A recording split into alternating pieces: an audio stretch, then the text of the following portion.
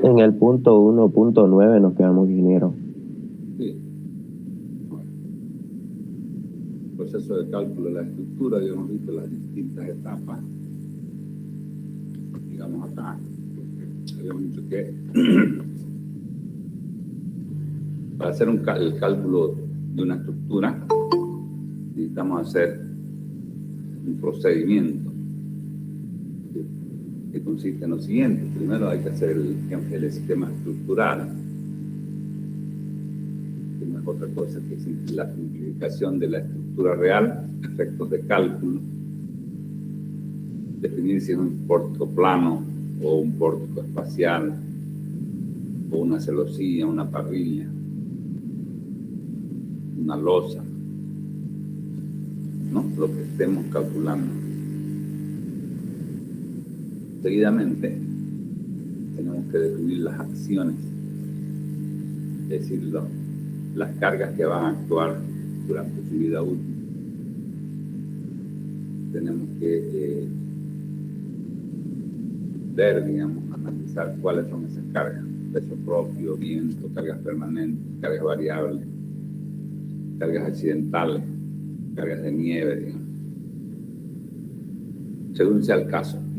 Una vez que tenemos cuáles son las acciones que van a actuar, hacemos las distintas hipótesis de cargas, siempre que sean compatibles entre ellas. Podemos hacer las hipótesis con el motivo de buscar los esfuerzos más desfavorables que se van a generar en una determinada posición de cargas combinadas de las distintas acciones. Una vez que tenemos las hipótesis de carga, hacemos el cálculo de los esfuerzos, diagramas de esfuerzo. Aquí nosotros podríamos darnos cuenta, ya si estamos en el diagrama de los esfuerzos, podemos vernos que las secciones que hemos adoptado en el esquema estructural, fíjense que en el estructural se define exactamente las dimensiones de las piezas del elemento, el pórtico en este caso, el pórtico plano, y además la sección de los elementos. Si yo he elegido una sección con la cual he determinado las cargas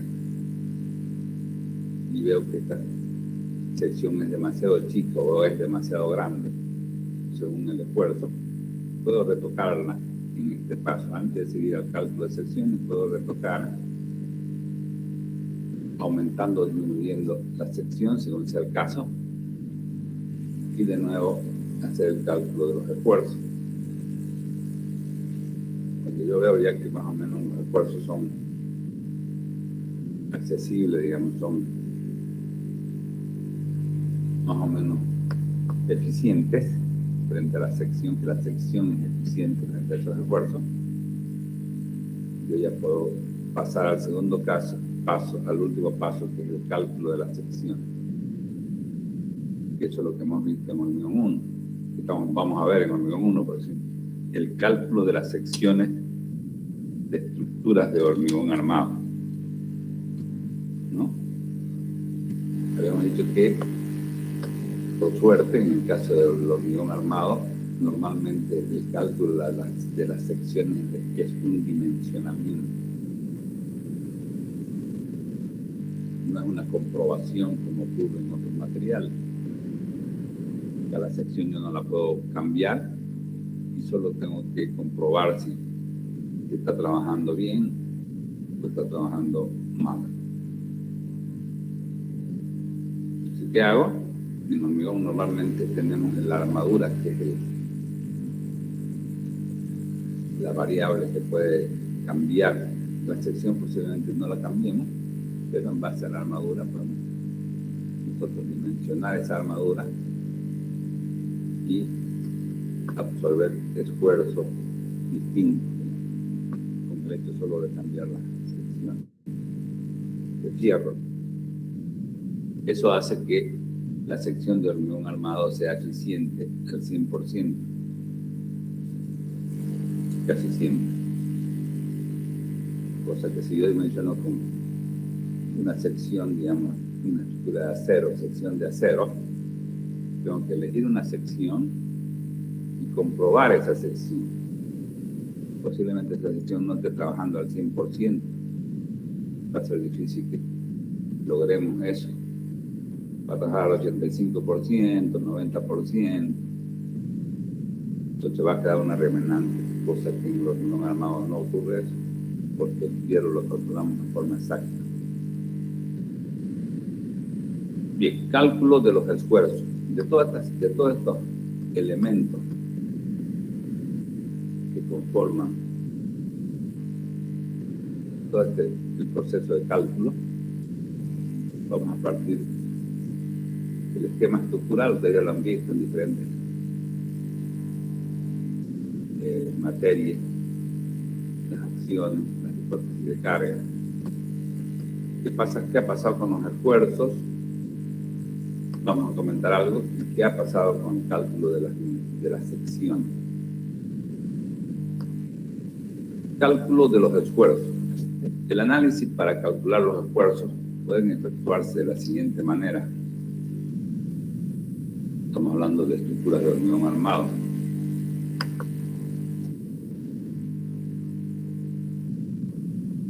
Puede hacerse un análisis lineal, que es normalmente el que se hace. Se supone un comportamiento perfectamente elástico o jacobiano de los materiales y considerando el equilibrio de la estructura sin deformar. Lo primero significa admitir que existe proporcionalidad entre las acciones y las solicitaciones, entre tensiones y deformaciones. Lo segundo significa que se admite que la deformación es impuesta a la estructura debido a las acciones. Significa que la deformación que es impuesta a la estructura debido a las acciones no modifica el valor de los esfuerzos inicialmente calculados. Este es el análisis que normalmente se efectúa en estructuras corrientes. Entonces, el análisis lineal, ya sabemos, es lo que ustedes han visto en hiper 1, hiper 2. Casi siempre nosotros analizamos la estructura como si tuviera un comportamiento elástico, que está dentro del campo elástico. Ya sabemos que ley de Hooke.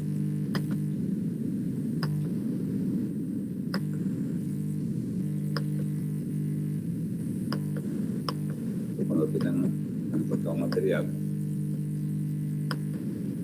desde el hormigón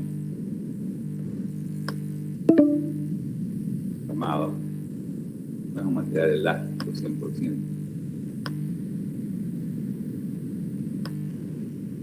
El hormigón armado parte más o menos así, tiene toda la armadura que tenga va a tener mayor plasticidad. Pero lo que nosotros admitimos como hormigón armado es que nosotros vamos a trabajar más o menos en servicio de la estructura. Vamos a estar trabajando por acá. Esta zona prácticamente tiene un comportamiento elástico.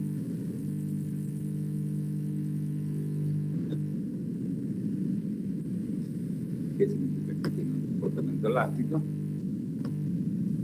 La deformación, la tensión,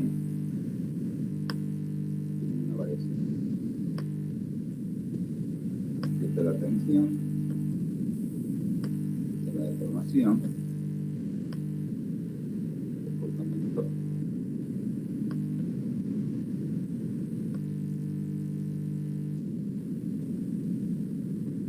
Estamos acá.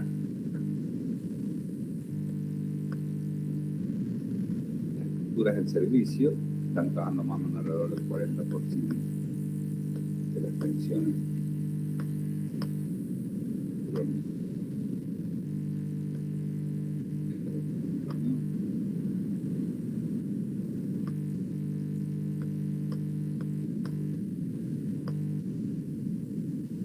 Entonces, cuando hay proporcionalidad entre a mayor deformación, hay una mayor tensión, proporcionalmente, directamente proporcional. A mayor deformación, ahora tenemos una mayor tensión, ahora una mayor deformación, y así sucesivamente. La ley de Hooke, que se cumple acá, pues la ley de Hooke, entonces, si nos acordamos, hay una proporcionalidad entre tensión y deformación. Esa proporcionalidad, ¿quién la da? La da el módulo de elasticidad, que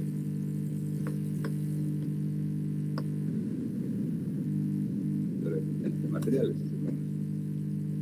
Entonces, no estamos alejados. Si nosotros calculamos, hacemos el cálculo por un análisis lineal, no estamos alejados.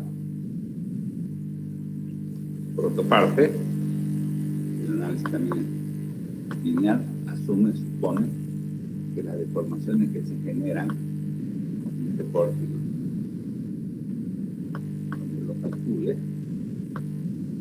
van a ser muy pequeñitas, que no van a alterar el esfuerzo inicial. Deformaciones muy pequeñas, eso es que significa. Lo segundo significa que se admite que la deformación impuesta a la estructura debido a las acciones no modifica el valor de los esfuerzos iniciales calculados. De la diferente, si este pórtico, digamos, tiene un comportamiento muy deformable,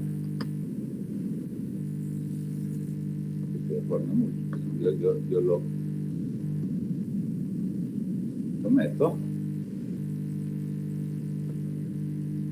y el pórtico se me deforma mucho, ya no está trabajando en el campo elástico. Significa esto porque acá esta carga que estaba inicialmente, vamos a suponer que tenía una carga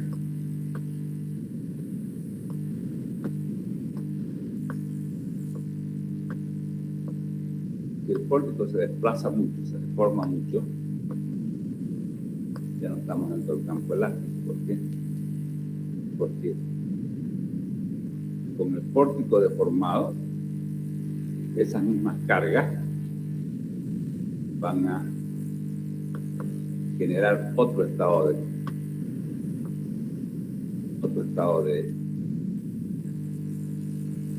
de tensión, de esfuerzo. Estas mismas cargas ya van a estar acá. Yo me voy a iniciar el pórtico inicial. Veo que estas caras con rojo, que son las mismas, van a generar unos nuevos esfuerzos de segundo orden. Esfuerzos de segundo orden. Que la estructura no es elástica en este caso. ¿Cuándo van a ser elásticas? Cuando estas deformaciones son muy pequeñas, de tal manera que las cargas actuando no generan un nuevo estado de tensión interior de la estructura. El análisis no lineal. El análisis no lineal ya es cuando asumimos eso que acabamos de decir. Cuando ya se deforma la estructura, ya se supone que ya no hay un comportamiento elástico. Entonces aquí, ¿qué tenemos que hacer? Aquí se toma en cuenta el comportamiento de los materiales a partir de ciertos valores de tensiones que dejan de ser elásticos. La no linealidad mecánica. O considerando el equilibrio de la estructura en su situación deformada, la no linealidad geométrica. Esto significa que la respuesta de la estructura depende de la historia de la respuesta, por lo cual resulta necesario aplicar un proceso iterativo de cálculo. El primer procedimiento es el más usado en la resolución de estructuras ordinarias.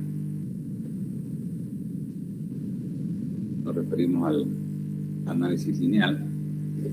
Con él, la resolución de la etapa de cálculo de esfuerzo es independiente del material con que está compuesta la estructura, ya que este se reduce a través del módulo de elasticidad.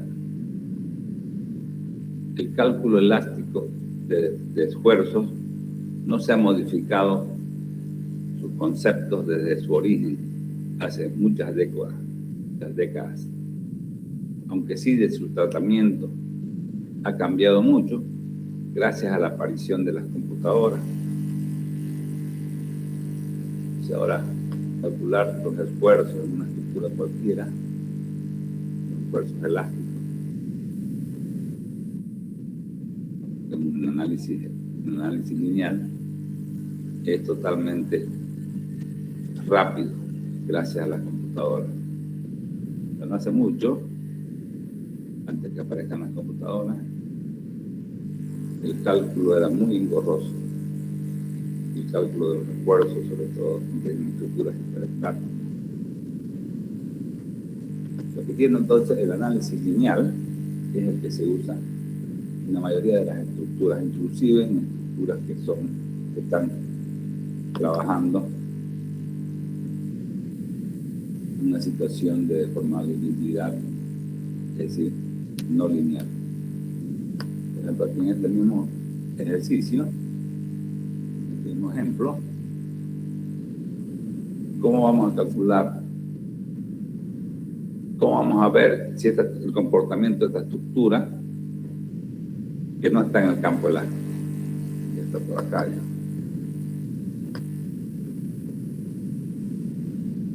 Empieza a plastificarse por razón. Entonces, ¿qué es lo que se hace? Varios cálculos iterativos. Primero era cuando no había deformación. Después se espera un rato. De ese primer cálculo se obtienen las deformaciones. Se carga la estructura deformada y otra vez, suponiendo que tiene un comportamiento elástico, pero ya deformada, se aplica otra vez el método elástico y se determina cuánto más se sigue deformando. Se va a seguir deformando de repente. Se aplica otra vez y hasta que vemos si la pieza, el elemento de este pórtico se equilibra o se desploma. Se equilibra, es decir, se continuamos midiendo cada vez más que le llega un valor.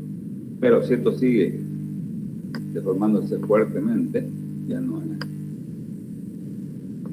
Hay que modificar las secciones de las.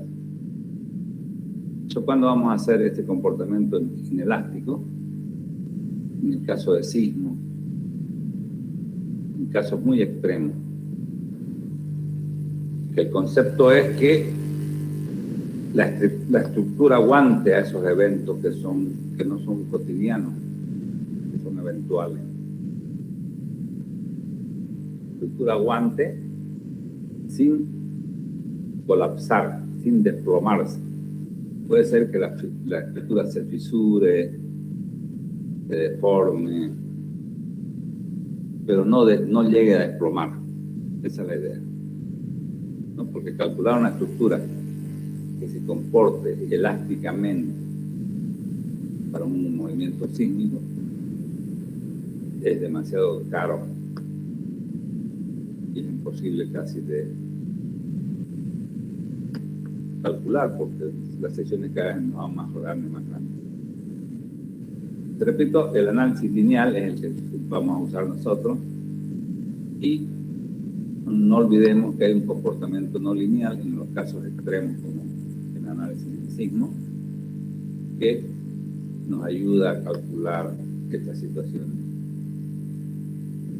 Este es el campo elástico. campo plano o anelástico.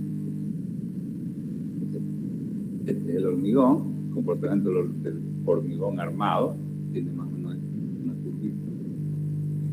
Y se asume que esta zona, hasta un 40% de la tensión, tiene un comportamiento casi elástico. Y aquí ya se curva mucho.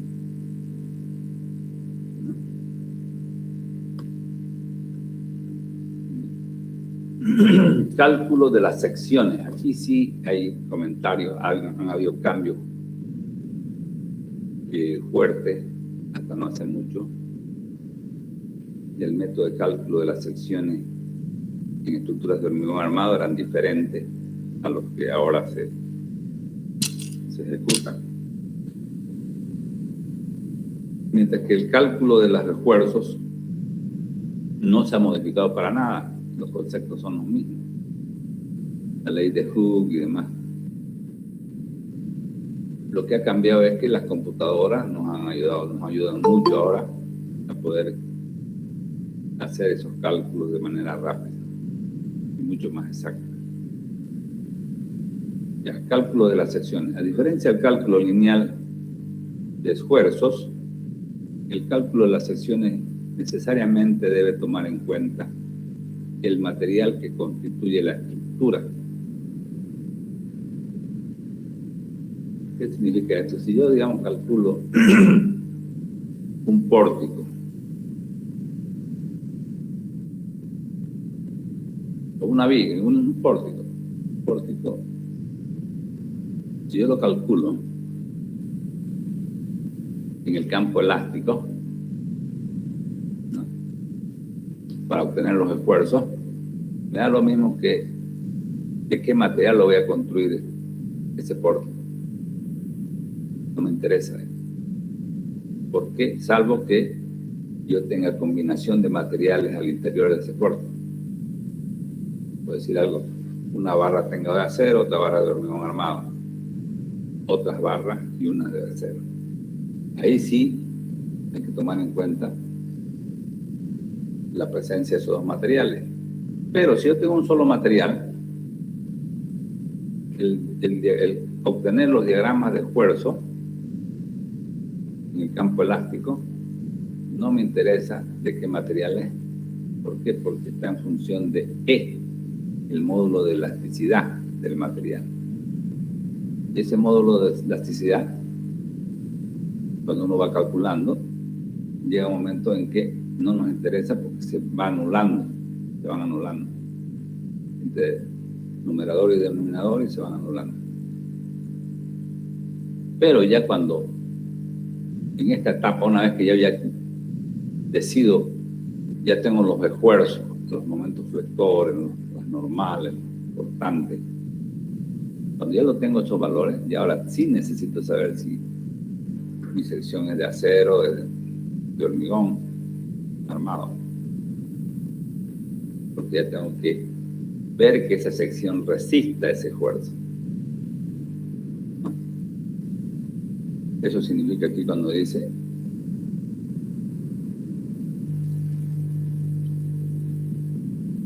el cálculo de las secciones necesariamente debe tomar en cuenta el material que constituye la estructura cuando estamos calculando las secciones. En el cálculo lineal de esfuerzo, para obtener los diagramas de esfuerzo, no necesitamos tener, digamos, colocar, no va a variar los esfuerzos si hacemos de un material o de otro. No, siempre que sea homogénea la estructura del mismo material. Aunque nosotros ya sabemos que esto es, digamos, teórico, porque yo cuando agarro una estructura y digo de hormigón, tengo que cargar el hormigón armado el peso propio fuerte. Pero no puedo decir yo calculo un diagrama de esfuerzo y recién defino el material. En realidad uno define parte del esquema estructural de esta zona que es la inicial, es definir qué material voy a usar, qué esquema estructural voy a tomar, pórtico plano, pórtico espacial, las dimensiones de esas secciones, tridimensional, y las dimensiones de las longitudes de esos elementos.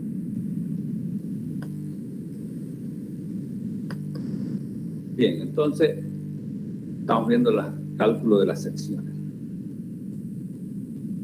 Los métodos de cálculo de estructuras de hormigón armado se dividen en dos y vienen a ser los siguientes. El método de las tensiones admisibles, que es el método antiguo, que ya no se usa, podemos decir prácticamente, es el método clásico. Y el otro método moderno es el método a rotura o cálculo por resistencia, que es el que se aplica actualmente. El siguiente esquema nos muestra las características de dichos métodos.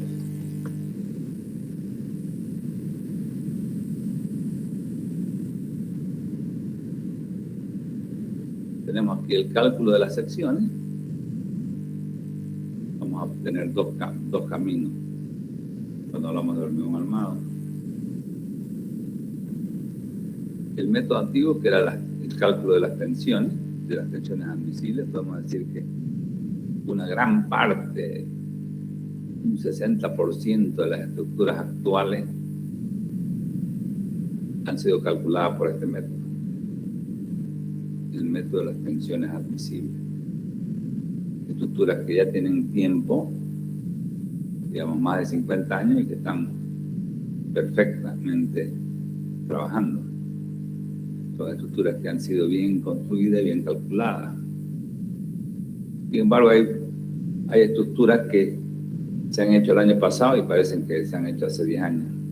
Son mal calculadas, todas fisuradas, todas deformadas. Eso no queremos nosotros. Y eso no significa de qué método voy a aplicar. Significa de tener un buen cálculo estructural. Y con buen cálculo estructural no termina ahí. Tengo que tener una muy buena construcción, ejecución del proyecto. Porque si yo hago un buen cálculo estructural y una mala ejecución, da lo mismo que nada. O peor al revés. Si yo hago un mal cálculo y hago una muy buena construcción, igual puede tener problemas más graves. Entonces, aquí en hormigón tenemos dos métodos posibles que ya podemos decir así. Hasta no hace mucho Argentina tenía todavía su código en base de tensiones admisibles, y algunos otros países. Ya ahorita podemos decir que ninguno tiene ya, pero como concepto vale la pena estudiar esta parte. Entonces hay dos métodos que se han usado hasta ahora. Posiblemente después aparezcan otros para el cálculo de las secciones con hormigón armado. Primero es las tensiones admisibles. ¿Qué significa el método de las tensiones admisibles?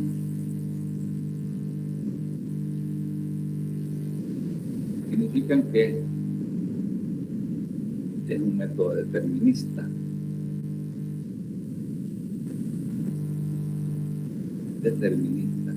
Cálculo, el método se llama cálculo por el método clásico. El otro método es a rotura, ya no con tensiones admisibles, sino con tensiones ya de rotura. Este método es un método probabilístico.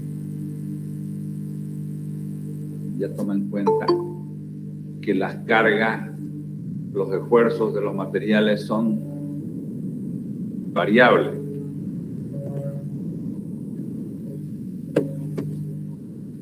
No es como aquí en el método clásico, asumíamos que la resistencia a los materiales, las cargas, eran unos valores fijos que siempre se cumplían. Cuando ya hablamos del método de rotura, que es el actual, hablamos de probabilidad, de que hay una probabilidad de que tanto el esfuerzo sea rebasado durante su vida útil. Mientras más pequeña es esa probabilidad, es mucho más segura nuestra estructura. Viste que acá se asumía que el valor que habíamos tomado era fijo, siempre se iba a cumplir, cosa que en la realidad no es así. Como se ve en la figura, el cálculo del método clásico se efectúa en tensiones admisibles, con una óptica determinista. Se partió de criterios elásticos. Entonces, cuando hablamos del método de rotura, el método clásico, ¿verdad? Asumimos que la estructura tiene un comportamiento elástico. Pero hoy en día sabemos que el hormigón se comporta elásticamente solo para cargas moderadas. Y cuando las tensiones aumentan, la curva tensión de formación comienza a curvarse y llega a colocarse en una posición casi horizontal al llegar a la rotura. En otras palabras, la linealidad del comportamiento no se conserva entre la situación de servicio y la situación de rotura. ¿Sí? Nosotros ya habíamos dicho que estamos en esta zona, normalmente trabajando en servicio. Aquí es donde se calculaba el método clásico, poniendo que el material era elástico, siempre era elástico. ¿Qué vamos a hacer ahora? Vamos a trabajar a rotura. Acá. Vamos a trabajar a rotura, pero dándole factores de seguridad. Vamos a mayorar las cargas y disminuir las tensiones de trabajo de los materiales, tanto el hormigón como el acero. Es decir, yo ya voy a tener una idea con esos valores de mayoración, cuánto es mi reserva de lo elástico a la rotura. ¿Ya?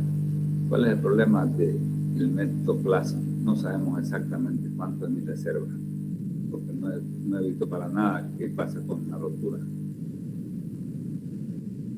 ¿Ya? Actualmente conocemos bien las limitaciones que presenta el método clásico.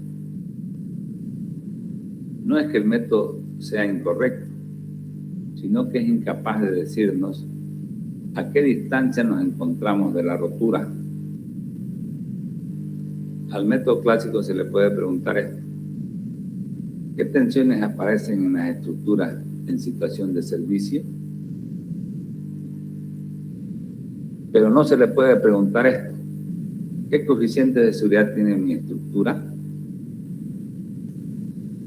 ¿No? Entonces, eso fue una de las causas. Sabíamos que las coeficientes de seguridad normalmente, al final, ¿qué es lo que se quiere? Hacer que las estructuras sean más económicas. Y el método clásico nos da mucho más. Por la idea, por el concepto de cómo trabajaba, cómo se lo asume que trabaja el hormigón armado, hace que las estructuras sean más caras. O sea, el método clásico, las estructuras eran más caras. El método de rotura hace que las secciones sean más chicas, disminuyamos a cero en ciertas circunstancias, no siempre. Pero, por ejemplo, cuando uno calculaba armadura doble en vigas por el método clásico, nos daba un fierro extremadamente grande. ¿Por qué? Porque manteníamos el concepto de que la estructura seguía trabajando en estado elástico. Actualmente no. Como calculamos a rotura, entonces la armadura doble disminuye mucho, digamos, podemos decir así. Vamos a ir viendo qué es armadura doble. Armadura doble es cuando el hormigón cuando una sección de hormigón está trabajando a flexión. Nosotros hemos dicho que el hormigón trabaja a compresión y el acero a tracción. Entonces, cuando el hormigón no aguanta más porque el momento es fuerte, hay que meterle fierro para ayudarle al hormigón a comprimir. Entonces ahí se llama armadura doble. Colocamos armadura traccionada y colocamos armadura comprimida para ayudarle al hormigón a comprimir, que pueda resistir en un determinado momento fuerte. Pero hay otro aspecto insatisfactorio en el método clásico, y es que emplea una filosofía determinista, es decir, que asume que todos los valores numéricos que manejamos en el cálculo, resistencia, cargas, los toma como si fueran únicos e irrebatibles. Inclusive los esfuerzos de seguridad,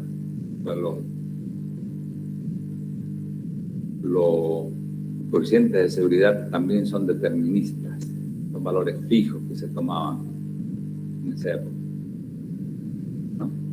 Ahora, ¿qué hacemos? Sin embargo, sabemos que no es así, porque cualquier parámetro que consideremos en la fase de cálculo está rodeado de un cierto halo de incertidumbre respecto a que en la realidad el valor sea precisamente este o no.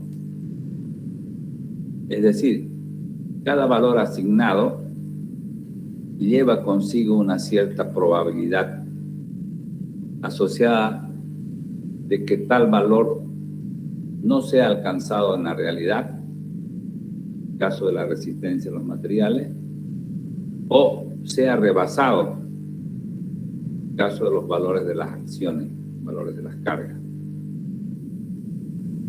Circunstancias ambas que actúan en contra de la seguridad.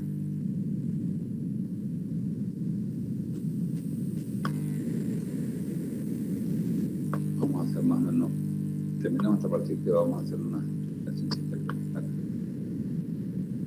Los conocimientos actuales nos permiten evaluar tales probabilidades en la mayoría de los casos. En ello nos ayuda la estadística. Por eso que el determinismo que usaba el método clásico se considera insatisfactorio y no apto para evaluar el margen de seguridad de las estructuras, que es precisamente el gran problema y que no se puede abordar si no es en una forma probabilística. Por todo lo dicho, cualquiera que sea el valor de nuestros parámetros, exigirá siempre una cierta probabilidad. Todo lo pequeña que se requiera, pero nunca nula. Pero nunca nula, para que nunca falle. O sea, en el método clásico,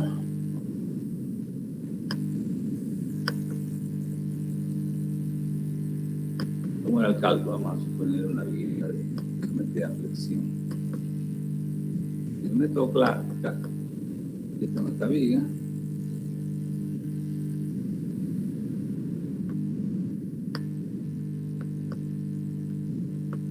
Tengo dos cargas, G y P. Carga permanente, quiere decir la carga que está siempre actuando, y P es la carga viva, la carga que puede ir variando. Vamos a suponer que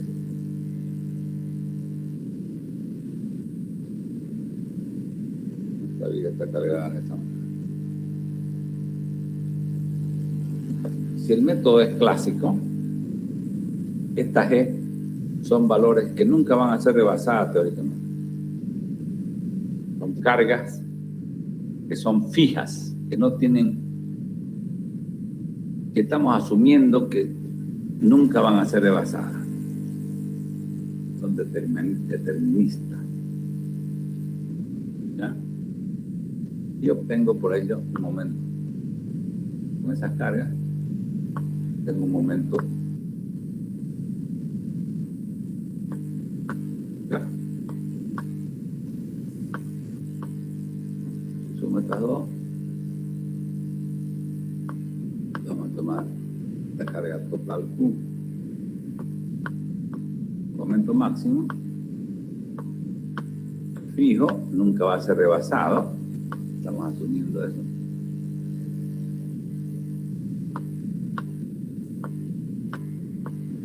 Y vale, en este caso Q, por la longitud de la viga al cuadrado, por la carga uniforme, dividido entre ese momento lo voy a meter a la sección, que ya es el cálculo de la sección.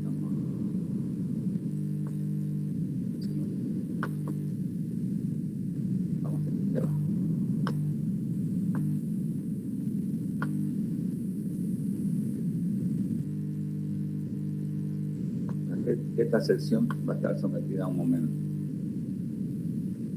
Y este momento máximo. Posterior,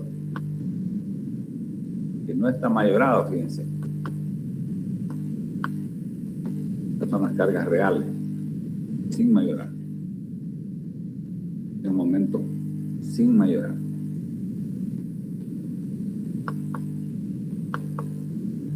¿Qué hacemos para calcular? Asumimos que aquí está el eje neutro. Este tiene un comportamiento elástico.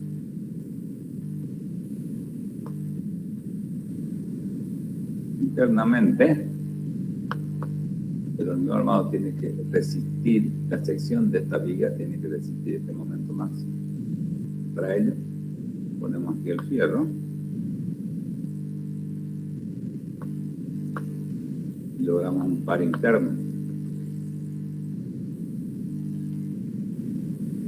Pero este par lo vamos a lograr con una tensión de trabajo admisible del acero por su área. Y aquí vamos a asumir además una tensión máxima del hormigón admisible sigma C.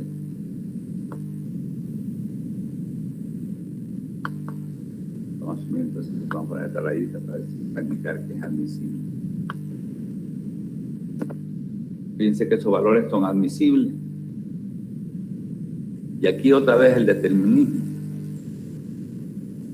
¿Cuál es el valor admisible?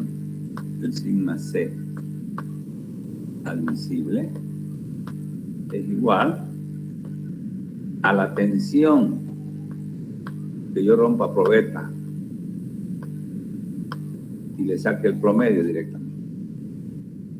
Digamos, si yo tengo 10 probetas, las rompo a compresión y saco el promedio. No me interesa otra cosa que el valor promedio.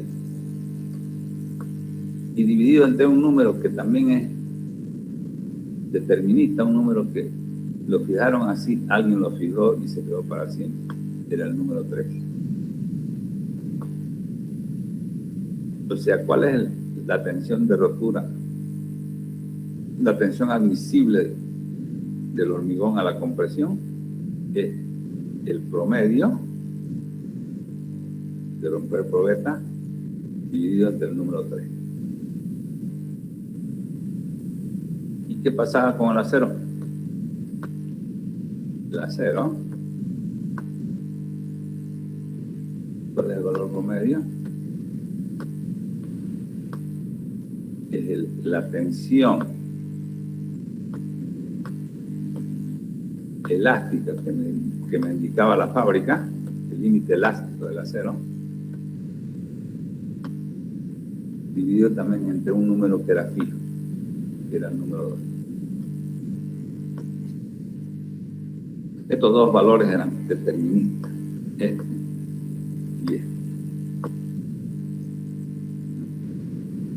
No lo pongamos así. Vámonos a pelear con esto. Este es el promedio de la rotura de probetas que yo logro en la práctica. Promedio, no un valor,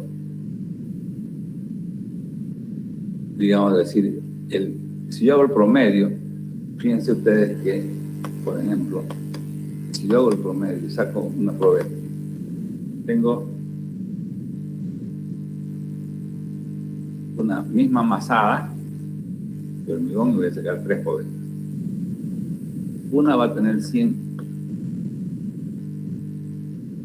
como resistencia, la otra va a tener 150 y la otra va a tener 50. ¿Cuánto es el promedio? El promedio acá es 100. Es decir, que este FC era así.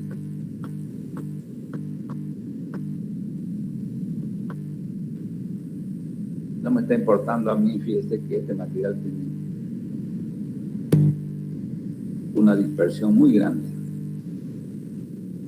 entre el valor mayor y el valor menor. ¿Ya? Me interesa el promedio. Quizás por eso el número de este factor de seguridad era grande. Este factor de seguridad demasiado grande, porque sabemos que este valor del FY límite elástico del hormigón lo da la fábrica, que tiene, no es lo mismo construir hormigón que cómo fabricamos el hormigón, que cómo fabricamos las barras de acero. Las barras de acero son fábricas que están bien perfectamente controladas en su calidad. Por eso que este número es un poco menor. Este era 3 y este era 2. Ahora, ¿qué pasa en el método de rotura? Tengo la misma viga.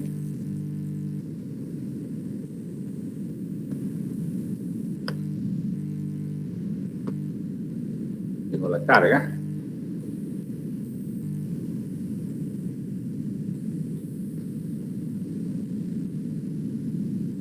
Pero esta carga, para empezar, este valor G no es un valor determinista. Y este valor P tampoco es un valor determinista. Son valores probables que tienen un nivel de confianza del 95%.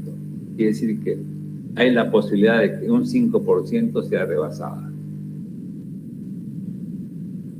Nadie puede decir que un valor de carga no va a ser rebasado. Y aquí se suponía que no iba a ser rebasado nunca. Estos valores. Entonces, estos valores son característicos, para que usamos ya en el método de rotura. Son valores característicos. Ya esos valores característicos,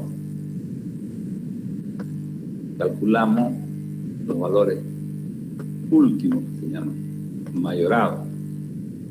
Esta carga ya es mayorada con un factor de seguridad que normalmente ya vamos a ver. Este valor de G se multiplica por un factor de seguridad de 1,20 y el valor de P se multiplica por un factor de seguridad de 1,60. P. Con eso voy a determinar un diagrama, un momento flector, que le voy a llamar último.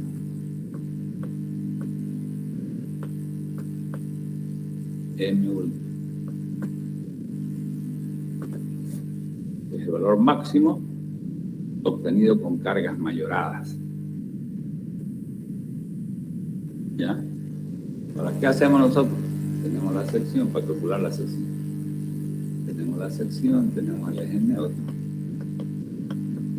y asumimos que estamos cargando a esta estructura no con un valor máximo sin mayorar como tal. Estamos calculando con un valor máximo mayorado. Último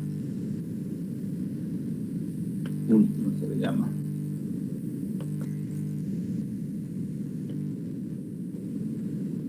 ¿Ya? Y el comportamiento del hormigón es un comportamiento plástico. Ya no elástico, porque estamos trabajando, estamos calculando la rotura. Ya, ¿cuál es la diferencia? Esta cantidad. Vamos a ver el comportamiento de una tensión de formación de una pieza de hormigón armado. Tengo la definición. Esta zona es la zona elástica.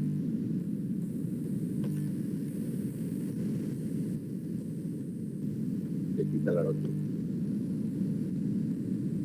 Estamos trabajando nosotros en rotura, pero para un momento mayorado. Esa es la diferencia. Estamos trabajando en rotura, pero para un momento mayorado y para unas tensiones del fierro, tanto del fierro, unas tensiones aquí que vamos a llamar FY.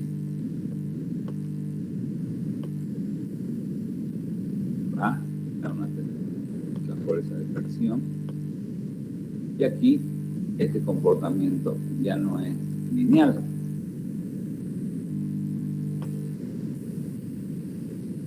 este comportamiento pasa a ser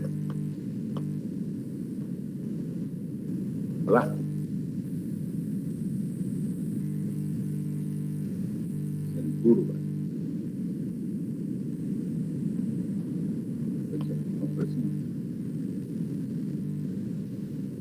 Era lineal, ¿no?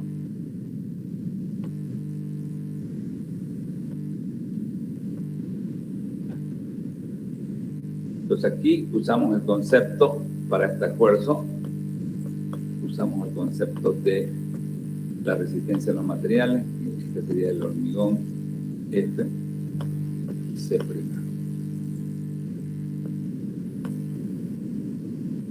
Y la tensión del acero FY. ¿Cuál es la tensión del acero?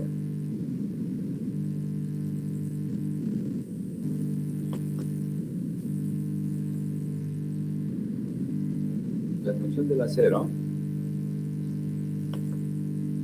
en este método es el FY igual al límite elástico, le vamos a llamar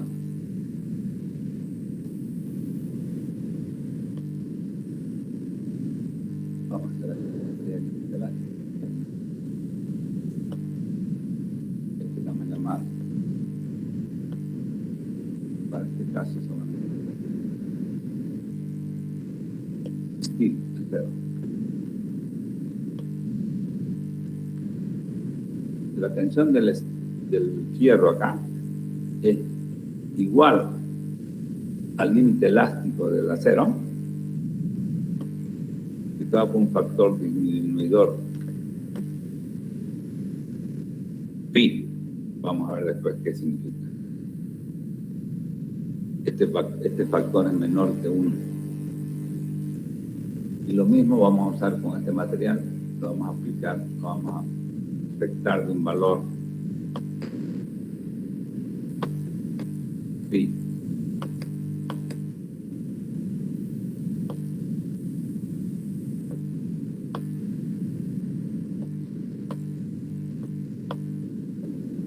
Ya. Y se multiplica por un número que es un concepto nuevo, 0.85, que después lo vamos a ver, no nos interesa. Entonces, ¿qué pasa? Fíjense la diferencia. Entonces, yo aquí estoy multiplicando las cargas con unos valores que son extraídos de un análisis de probabilística. después de haber analizado muchas estructuras reales, las distintas normas han llegado a estos valores. Yo mayoro la carga permanente con 1,20 y la carga variable con 1,60. ¿Por qué varían estos dos números? En la norma anterior, este número es el mismo, tanto para carga permanente como para carga variable. Entonces, uno cuando está calculando una estructura, nunca puede mezclar normas, no puede mezclar normas. Es un concepto importante. Antiguamente, cuando no había norma en Bolivia, los ingenieros calculaban con varias normas, mezclándolas. Y eso no se puede hacer porque una norma tiene conceptos que toman en cuenta, puede ser arriba o abajo, quizás los mismos conceptos, pero no en la forma igual. Lo mismo ocurre en la norma, los códigos, los eurocódigos, este valor es único. Y el código ACI, este valor siempre ha ido variando. ¿Por qué? Porque se asume que la carga permanente uno puede cuantificarla de manera más exacta, la carga variable. O sea, tiene razón. Claro. Entonces, yo estoy calculando a rotura una pieza con una carga mayorada, que sé cuántos son sus coeficientes de seguridad. Y además, estas cargas G y P no eran valores fijos, eran valores probabilísticos. Lo mismo que estos valores FC' y Fs no son valores fijos, son valores probabilísticos.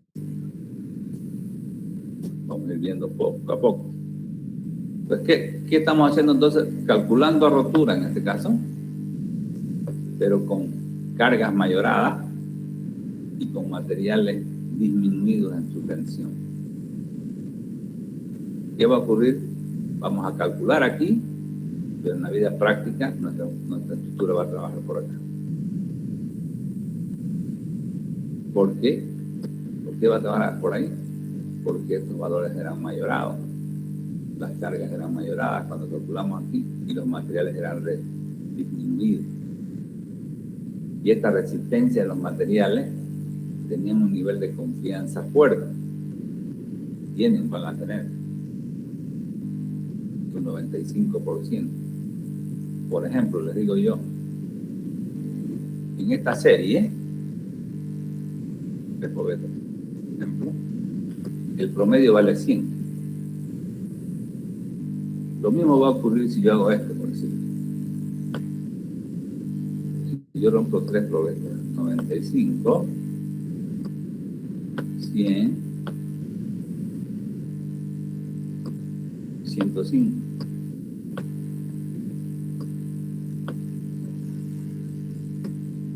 Para el método clásico, esto seguía siendo el mismo valor. Porque yo sumo 95 más 100 más 105, dividido entre 3, me va a dar 100. Para este método, para el método de rotura,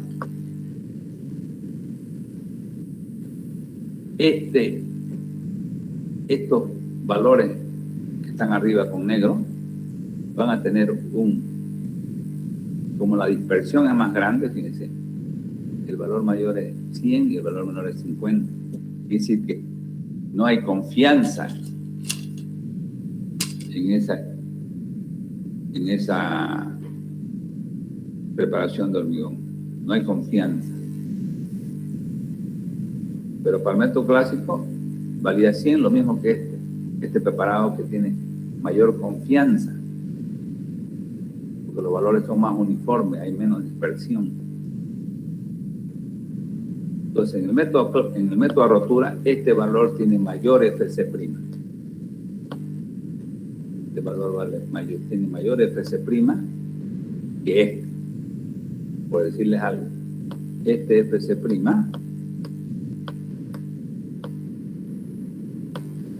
por decirles algo, ¿ya? Digamos, va a valer en el concepto característico, un valor característico que toma en cuenta la probabilidad. Este va a valer, por decirle a ustedes, 60. Mientras que este de acá, como tiene mayor nivel de confianza,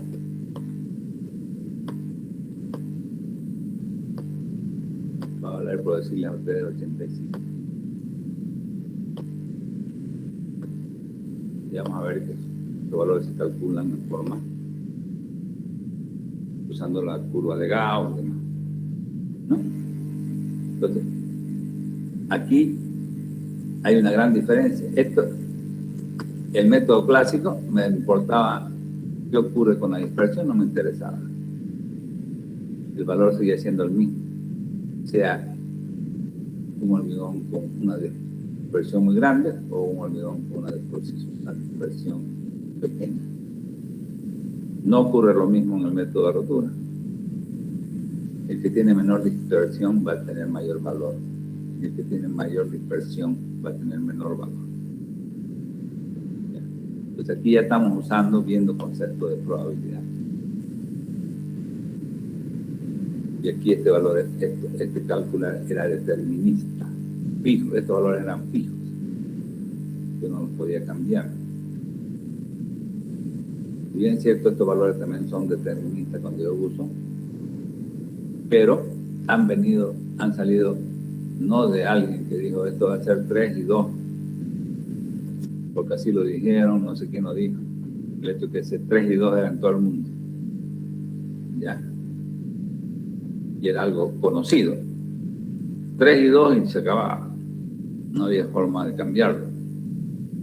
Aquí no. Aquí estos valores han sido, y cada vez van cambiando, cada vez van disminuyendo. Antes era 1.4, este era 1.6. La norma lo ha ido bajando. Entonces, esa es la diferencia entre un cálculo nuevo, moderno, que toma en cuenta la dispersión, toma en cuenta que los materiales no tienen un valor fijo, que tienen una cierta probabilidad de ser rebasado su resistencia. Valores, lo mismo con las cargas. Este método era más antieconómico, más a ciega, digamos, podemos decir así. Era un cálculo más a ciega. Que como les digo, hay un 60% de las estructuras del mundo han sido calculadas con 60, 50, actualidad, ¿no? Bien. Los métodos clásicos o de tensiones admisibles en los cuales se determinan las solicitaciones correspondientes a las cargas máximas y de servicio, se calculan luego las tensiones correspondientes a estas solicitaciones, tensiones de trabajo o admisibles que habíamos dicho, y se comparan sus valores con una fracción de resistencia de los materiales, que es la tensión admisible. Esta forma de proceder está prácticamente abandonada hoy en día. Es el método clásico. Ya no se usa.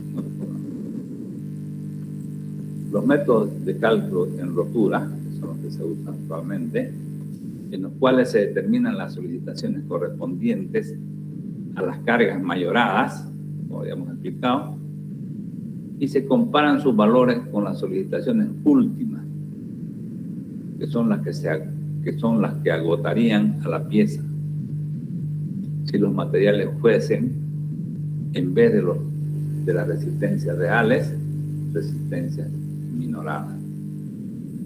Y de acá, concepto a rotura, calculamos a rotura la estructura, pero con cargas mayoradas y con materiales con la resistencia de los materiales disminuidos.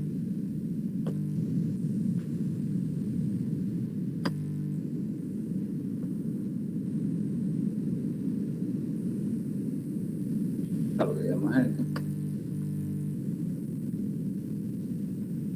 El FC' es un valor probabilístico con un nivel de confianza mínimo del 95%. ¿Qué significa esto? Que durante su vida útil hay un 5% que puede ser rebasado. Puede alcanzar ese valor y superarlo. Lo mismo con el fierro.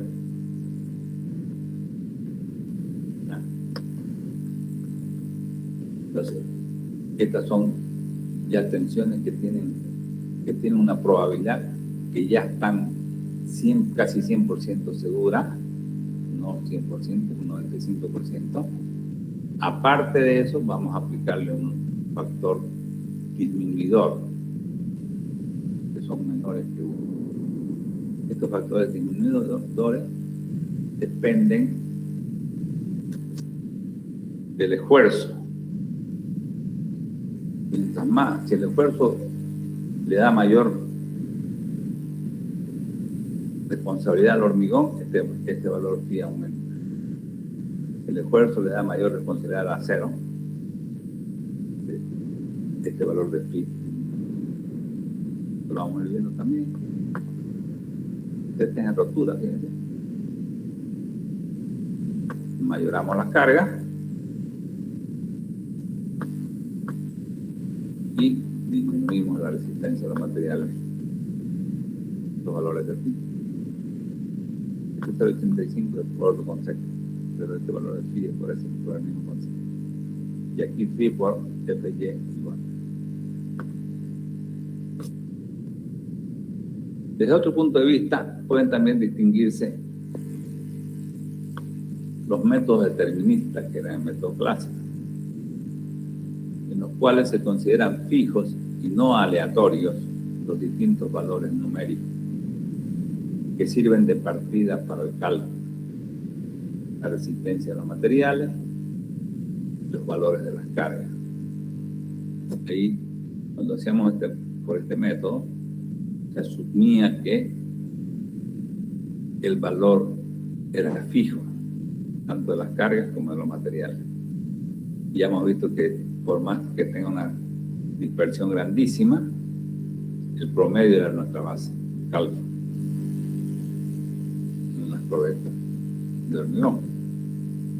Los métodos probabilísticos, que es el método que vamos a usar, rotura, en los cuales se considera como aleatorios las diversas magnitudes que sirven de partida para el cálculo, por lo que se admite que los valores con los que se operan tienen una determinada probabilidad de ser alcanzados, en el caso de los esfuerzos, de los materiales, o de ser superados, en el caso de las cargas, en la realidad. O sea, hay una pequeña probabilidad de que ocurra eso. No estamos 100% seguros de que no va a ocurrir lo contrario, ¿no? Entonces, más o menos esto es las generalidades que para poder entrar ya en poco a poco, para poder conocer más o menos el hormigón armado, su historia, su comportamiento, ¿no? Entonces, ¿qué es el hormigón armado? Resumiendo, es el material más usado en el mundo para el cálculo para la construcción de estructuras, ¿no? Y digamos insustituible en varias situaciones, por ejemplo en fundaciones. No hay otro material que lo sustituya. O sea, no puedo yo hacer una fundación de acero, ¿no? Un cimiento de acero, una zapata de acero. Porque voy a enterrarla, ¿quién la va a mantener debajo del suelo? Sin embargo, cuando nosotros construimos una zapata de hormigón armado, el hormigón protege las barras de fierro que no va a dejar que se oxiden, ¿no? Siempre estamos hablando de que estamos construyendo bien. Estamos suponiendo de cajones. Obviamente que si construyo mal, puede ocurrir cualquier cosa. Entonces, el hormigón armado es un material altamente usado, peor en nuestro medio, hemos dicho, donde tenemos los agregados ahí a la mano. Esa es una de las suertes, digamos, de Santa Cruz, y habíamos dicho uno de los elementos o circunstancias debido a la cual Santa Cruz es imparable. Va a crecer como las grandes metrópoles, ¿no?, del mundo. Entonces, este material nosotros como ingenieros civiles tenemos que saber su comportamiento, tenemos que darnos el valor, darle el valor que se merece, o sea, la atención que se merece. O sea, yo exijo en esta materia, ¿por qué? Porque tiene una pertinencia social. No es que las otras materias no sean lo mismo, todas son importantes, pero esta tiene pertinencia social. Si por ahí, digamos, aparece no se le da la importancia, o no, el alumno no llega a conocer la importancia de este material, puede hacer cualquier cosa durante su vida profesional y Dios no quiera, digamos, que una estructura colapse por la culpa de un profesional, matando gente. Entonces, de ahí es que medianamente el alumno que quiera pasar a aprobar esta materia tiene que tener conocimiento, por lo menos los conocimientos medianamente conocidos. Bien, ¿alguna pregunta que tengan?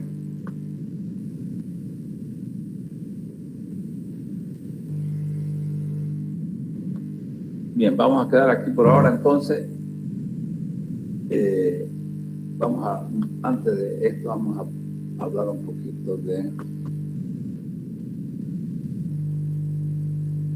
Les había mandado yo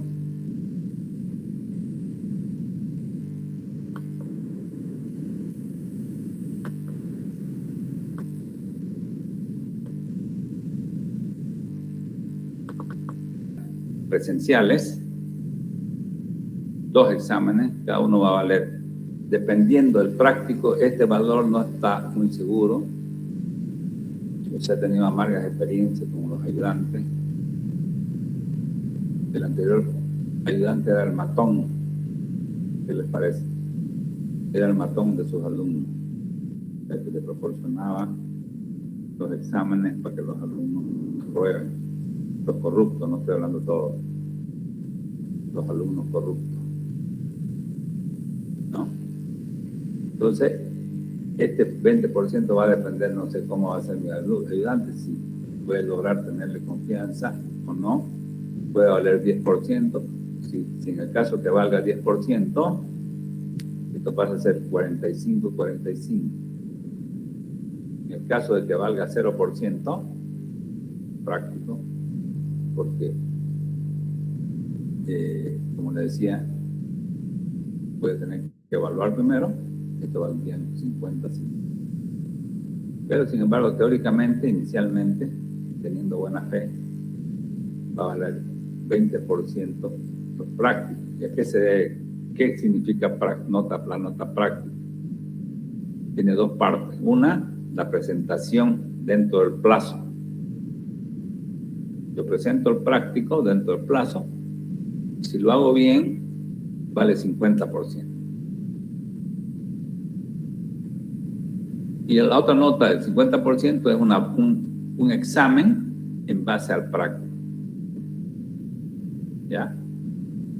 Es decir, yo no puedo poner 100% a la presentación porque hay muchos alumnos que lo que hacen es copiar el práctico del otro que lo ha hecho.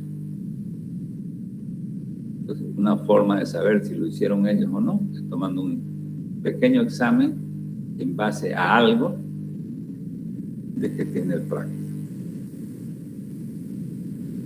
Por otro lado, la asistencia sí o sí, tomen en cuenta esto, la asistencia es obligatoria. Para vencer el curso, 75% de asistencia. Estoy diciendo ahora porque después dicen, no, nunca nos digan que les he mandado esta información.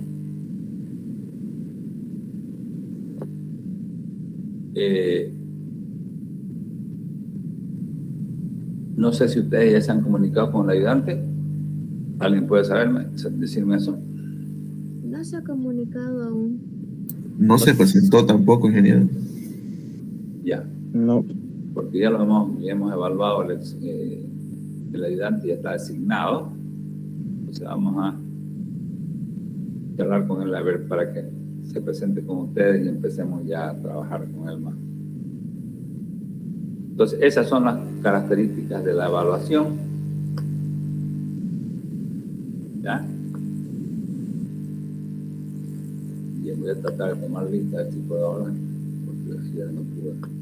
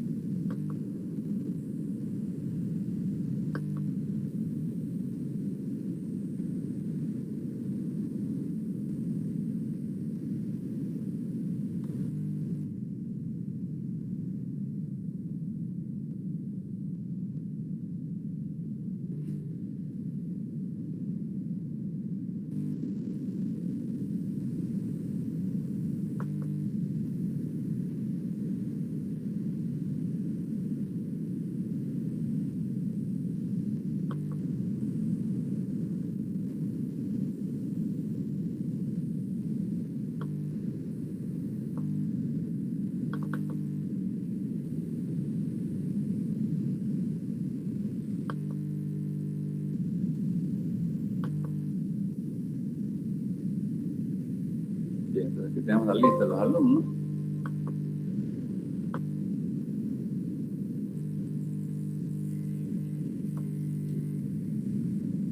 Fíjense que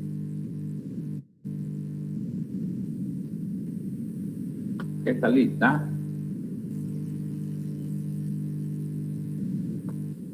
no está ligada a Classroom, solo está ligada a MIC.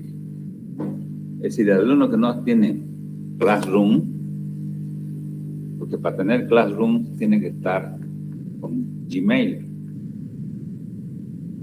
tiene que tener su correo Gmail, eso me exige Classroom, ¿ya? Entonces,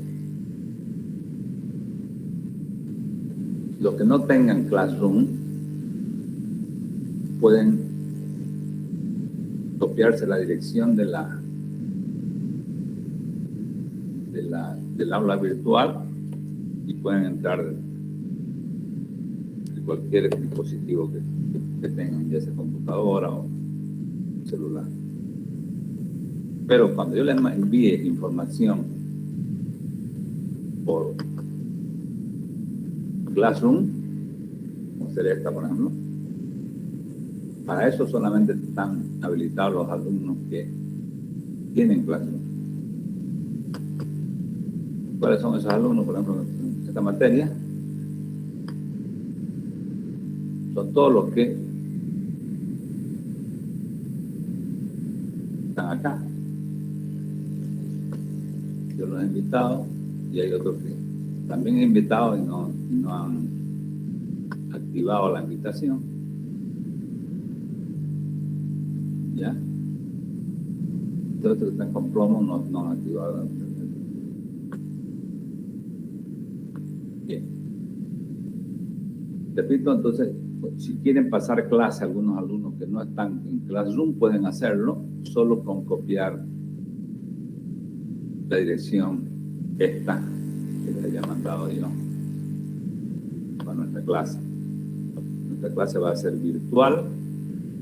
Mientras yo no diga otra cosa, esta es la dirección del aula durante todo el semestre. Google.com/BBD-KRSK-JCO. Eso sería entonces. Jóvenes, vamos a quedar aquí por ahora. Buen día, ingeniero. Disculpe, una consulta. Diga. No me percaté que solamente tengo un apellido escrito en mi usuario de Classroom.